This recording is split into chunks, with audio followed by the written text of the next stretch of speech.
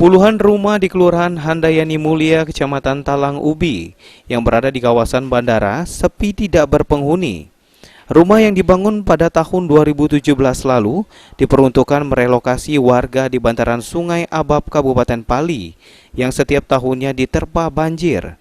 Terlihat kondisi perkarangan rumah ditumbuhi semak belukar, serta bagian rumah sudah alami kerusakan. Hal ini diduga akibat ulah pemborong pembangunan rumah yang ingin mengambil keuntungan. Para calon pemilik rumah mengaku belum mau pindah ke perumahan karena belum menerima surat kepemilikan dan bangunan. Rumah yang dibangun serta luas rumah tidak sesuai dengan ganti rumah warga sebelumnya. Pertama kami sebagai warga, kami pribadi Pak ya. Yang pertamanya satu jauh situ.